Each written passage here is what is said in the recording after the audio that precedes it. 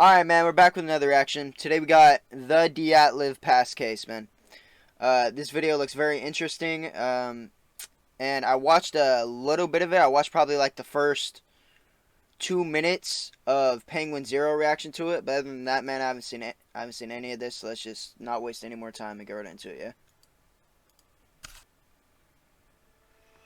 Let's go, baby.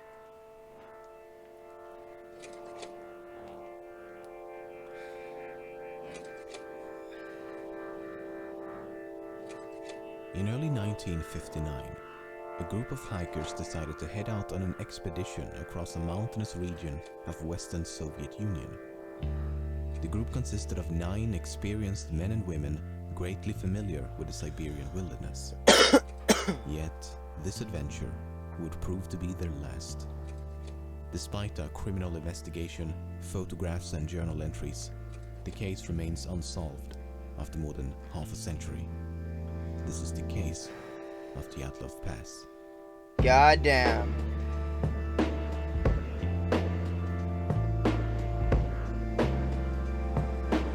I kind of want to start reacting to more of these videos by Lemino. I did a couple of them in the past, but In the early morning of January the 23rd, 1959, a ski and hiking team of 10 boarded a train headed for the Ural Mountains in the middle of the Soviet Union. The group consisted of 8 men and 2 women, with Igor Dyatlov as the group's leader. As the train slowly advanced deep into the mountainous Siberian taiga, the group diary... Okay, I just have to point something out. That if there was, just hypothetically, right, if one of these guys were to be like a serial killer, you know what I mean? Just by looking at their face, I think I'd choose this guy. And his name fits it perfectly because it's the Dyatlov, whatever the fuck. But he just looks like, I don't know, he just got the face, man. And slowly advanced deep into the mountainous Siberian taiga, the group diary received a final entry. I wonder what awaits us on this hike. Will anything new happen? Over the next few days, the group continued to alternate between modes of transportation. First a bus, yeah, you're gonna see a then bear. a truck, then a horse and sleigh, and eventually they proceed on foot and skis. On January the 28th, one of the hikers named Yuri Yudin had begun to feel quite ill and eventually decided to head back, while the remaining group of 9 continued as planned. These photos were taken just before they parted ways, and it would be the last time he saw his friends alive. The group resumed their expedition across the snow-covered outback and documented everything of note using diaries as well as multiple cameras. Recovered photos and journal entries suggest that the trek progressed as one would expect, with no unforeseen complications. Just lots of snow, bitter cold, and an increasingly arduous landscape. On February the 1st, they reached the foot of a mountain known to the indigenous Mansi population as Dead Mountain. They spend the better part of the day progressing up the slope and eventually decide to set up camp only a few hundred meters from the peak. These are some of the last photos recovered from the cameras, and the last sentence of the final entry reads, "It is difficult to imagine such a comfort on the ridge, with shrill, howling wind hundreds of kilometers away from human settlements." Bro, it's fucking creepy. Hello? The search.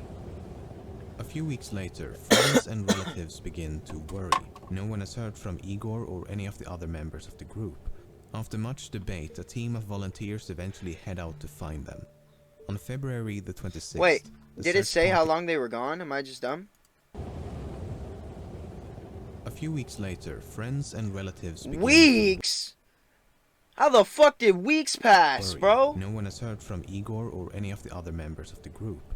After much debate, a team of volunteers eventually head out to find them. You don't say, really, that after a couple of weeks, you should probably send a fucking search party or two. The 6th, the search party is finally able to locate the camp on the slope. It's obvious to the first at the scene that something has gone horribly wrong. The tent is in scrambles, covered by a thin coat of snow. The hikers' belongings and equipment was found orderly placed inside the tent, but the tent itself had been slashed open with a knife from the inside. The next day, 9 pairs of footprints lead the search volunteers down the slope towards the nearby woods. Given that the footprints left rather mild indentations in the snow, would suggest that they descended the slope in a rather calm and orderly fashion, as opposed to running away in panic. The footprints could be tracked for about half a kilometer from the tent until the trail was completely covered by snow. So they continued in the direction of the trail and under a large cedar tree at the edge of the forest, next to the remains of an improvised campfire, they found the frozen bodies of Yuri Doroshenko and Yuri Krivonoshenko. It would take over 2 months for the bodies of all 9 hikers to be recovered. The first 2 were found severely underdressed. No jackets, no pants, no gloves, hats, boots, or anything else one might expect given the frigid climate. Only light shirts, underpants, and socks. At the time of their death, it would have been around 30 degrees below zero. The cedar tree had signs of damage, as if someone had climbed it, with branches broken up to 5 meters high. Perhaps they were attempting to locate a tent in the pitch-black darkness, or perhaps they were trying to hide from someone or something. The next 3 hikers were found at varying distances between the tent and the tree, covered by a few centimeters of snow. They were better dressed than the previous 2, but not by much, as they still lacked essential items such as boots, hats, and gloves. They were all found facing the direction of the tent as if they were struggling to return at the moment of death. While some of them had sustained minor injuries, all 5 had died of hypothermia. It should also be noted that 4 of them had died while intoxicated. The last 4 hikers were found at the bottom of a small hill, covered by 3 meters of snow, 75 meters from the tree, in the opposite direction of the tent. 3 of them had sustained lethal injuries. 1 had a fractured skull, and 2 had fractured multiple ribs and suffered massive internal bleeding. The medical examiner believed the injuries had been sustained from a fall and compared it to a car crash. The injuries had been sustained while they were all alive and could not have been inflicted by another person. 2 had also been found with gaping eye sockets, and 1 of the women had a missing tongue.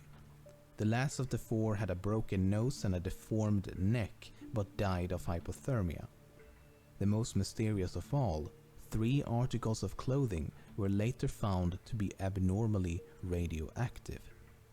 On May the 28th, the criminal case was discontinued with a cryptic... Bro, this case is just curveball after curveball. What the fuck? Like, I'm so disturbed at what I'm seeing.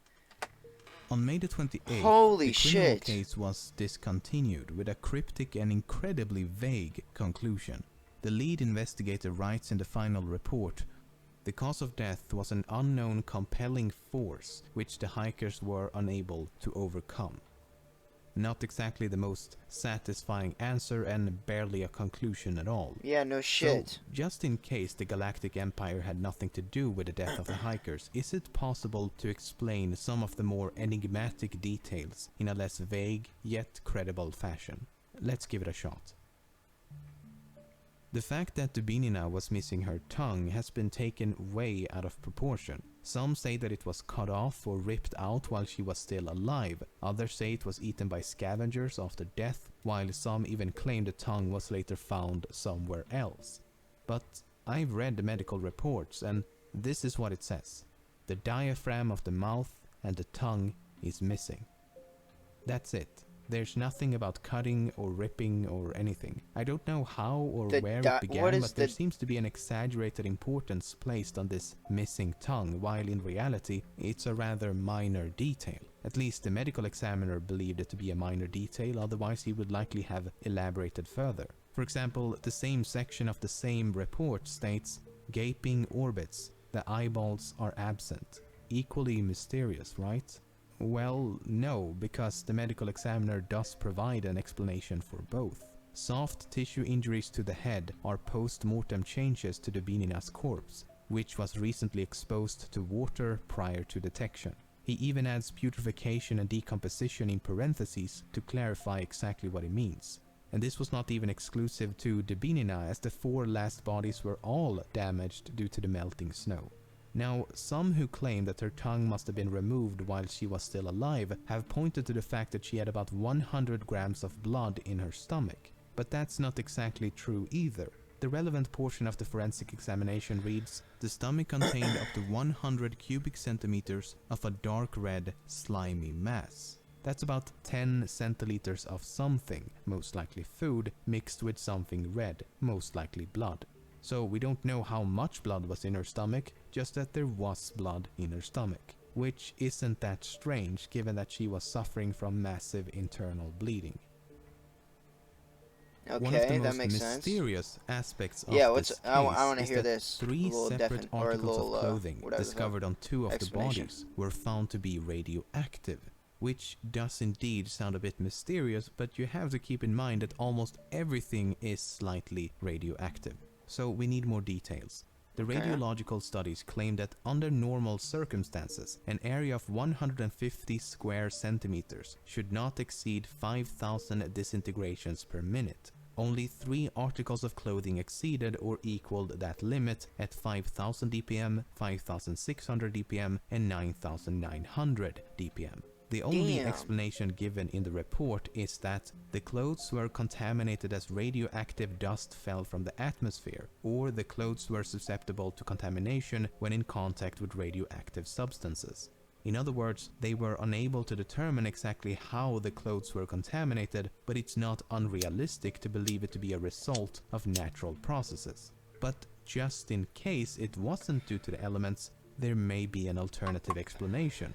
Kolevatov had previously worked at a facility developing nuclear materials, and Krivonoshenko had previously worked at a top-secret plutonium production plant for nuclear weapons. Well, and that the makes 3 sense, articles of radioactive clothing belonged to Kolevatov and Krivonoshenko. That makes sense then. Why would they even... Around the time of the Why hiker's is that even talked disappearance, about? numerous sources claimed to have seen UFOs in the form of orbs of light moving across the night sky for a few seconds up to several minutes. These include 3 soldiers and 2 different hiking groups. Some witnesses also claim that the indigenous Mansi population, as well as a group of geologists, had told them that they had observed fireballs in the sky around the time of the incident. The problem with UFO sightings is that they are, well, unidentified and often unverifiable as a result. Only one of the hiking groups reported to have seen the UFO during the night of the incident, while the other sightings occurred before or after. Then there's this. This is the very last photo taken with one of the hikers' cameras. It appears to be a photo of some type of light source taken in the middle of the night. Unfortunately, the photo is about as undescriptive as the UFO it is claimed to depict.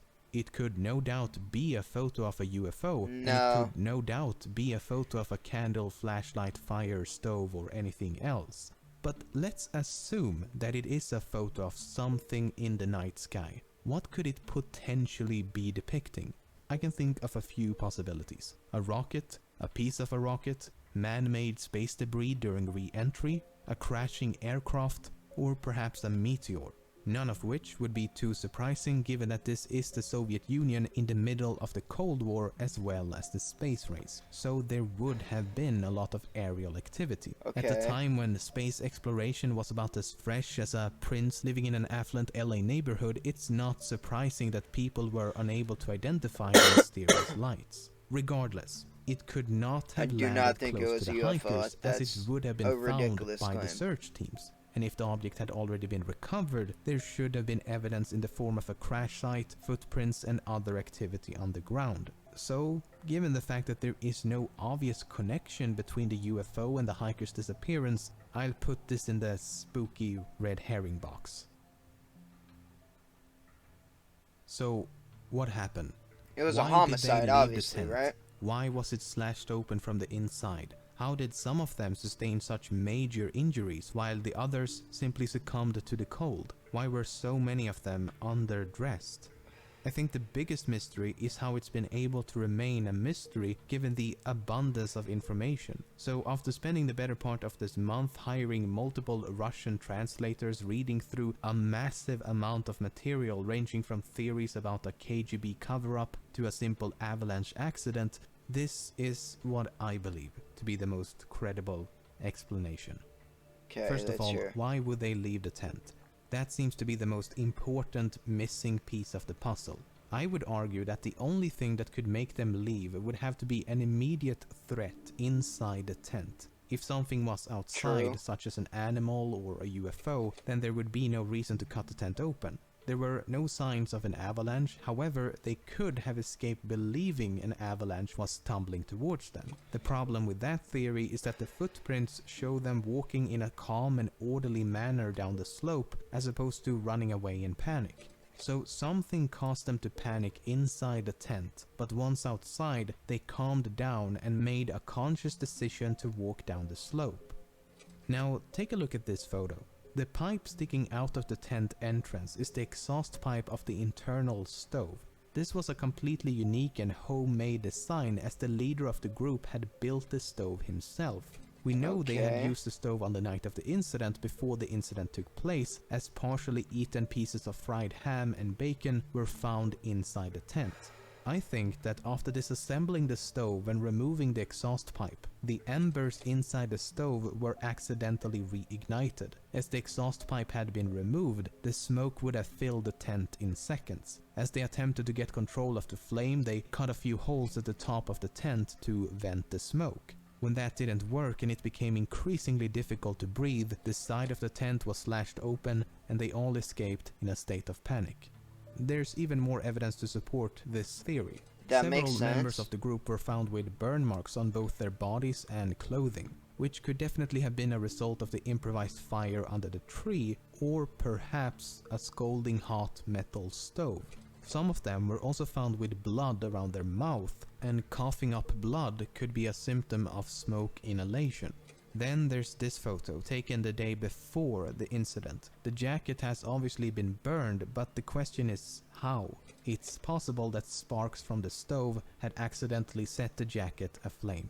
Okay, so they make it outside and quickly realize what a terrible situation they're in. Sub-zero temperatures, no shelter, underdressed, in the middle of a snowstorm, in the middle of the night, in the middle of nowhere.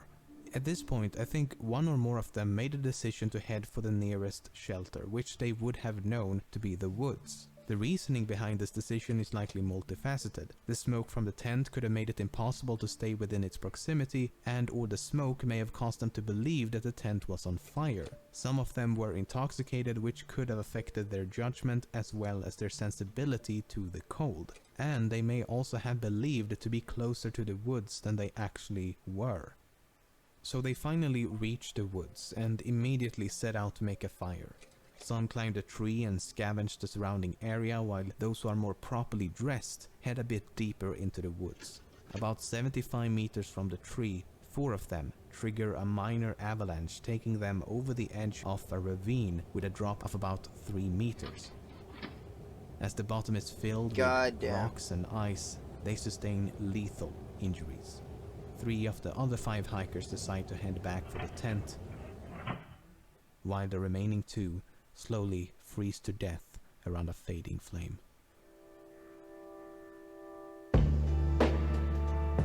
Bruh. Holy shit. Okay. Wow. I don't even know what to say. Goddamn. That video was fucking insane. 2, I was not expecting it to be like that gruesome and just insane overall. And 3, I think I'm gonna have to start watching some more of these Lemino videos. Goddamn, man. Yo, make sure to go subscribe to Lemino, yeah? Holy fuck.